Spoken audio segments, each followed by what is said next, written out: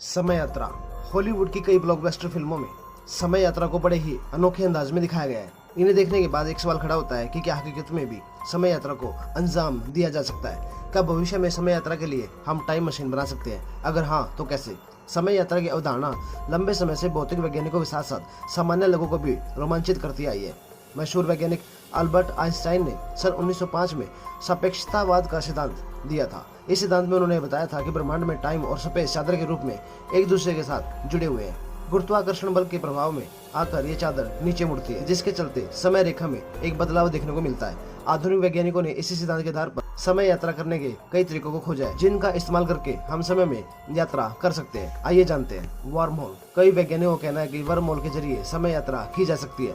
Worm hole time और space की चादर में पाई जाने वाली विकृति है। सरल शब्दों में कहें तो वर्म होल अंतरिक्ष के दो हिस्सों के बीच की एक सुरंग होती है, जो दो अलग अलग जगहों को एक साथ जोड़ती है। इसके भीतर से सफर करके लाखों प्रकाश वर्ष की दूरी को कुछ समय के भीतर ही किया जा सकता है। हॉलीवुड की दो लोकप्रिय फिल्म इंटरस्टेलर और स्टार ट्रेक में वर्म होल की अवधारणा को दिखाया गया है। कॉस्मिक स्ट्रिंग एक तरह की कॉस्मिक ट्यूब होती है, जिसके भीतर बहुत ज्यादा मात्रा में ऊर्जा भरी हुई होती है। इसके अंदर के पदार्थ काफी ज्यादा सघन होते हैं। इस कारण कॉस्मिक स्ट्रिंग समय और स्पेस की चादर को आसानी से मोड़ देती है। ऐसे में कुछ वैज्ञानिकों का कहना है कि इसके इस्तेमाल से समय यात्रा को संभव किया जा सकता है।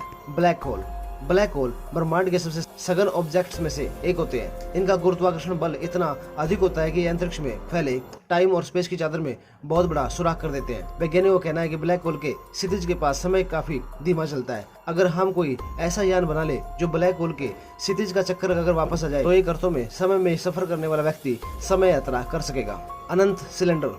मशहूर वैज्ञानिक फ्रैंक टिपलर ने इस सिद्धांत को सामने रखा था। उनका कहना था कि अगर हम सूर्य के 10 गुना ज्यादा वजन के किसी पदार्थ को अरबों खरबों बार लपेटकर एक लंबी या सघन सिलेंडर में बदलकर इसे काफी तेज घुमाएं, तो इसके जरिए हम समय यात्रा पर निकल सकेंगे।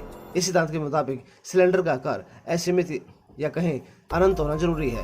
प्रकाश गति। आइंस्टाइन के सापेक्षतावाद के सिद्धांत की माने तो अगर हम कोई ऐसा यान बना ले जो प्रकाश की गति से सफर करने में सक्षम हो, तो इसके जरिए हम समय यात्रा कर सकते हैं। हालांकि समय यात्रा की यह अवधारणा सैद्धांतिक स्तर पर ही सही है, प्रायोगिक स्तर पर ऐसा नहीं हो सकता। भौतिक नियमों की माने तो प्रकाश की गति वही पदार्थ सफर कर सकते हैं जिनके भीतर मास नहीं होता। वही जिन पदार्थों के भीतर मास होता है वह प्रकाश की गति से कभी भी सफर नहीं कर सकते। हमारे पास समय यात्रा करने के केवल सिद्धांत ही हैं, संसाधन नहीं। लंबे समय से वैज्ञानिक समय के आयाम के रहस्य से पर्दा उठाने की कोशिश में लगे हुए हैं, जो आज भी अनसुलझे हैं। अपना कीमती समय देने के लिए धन्यवाद।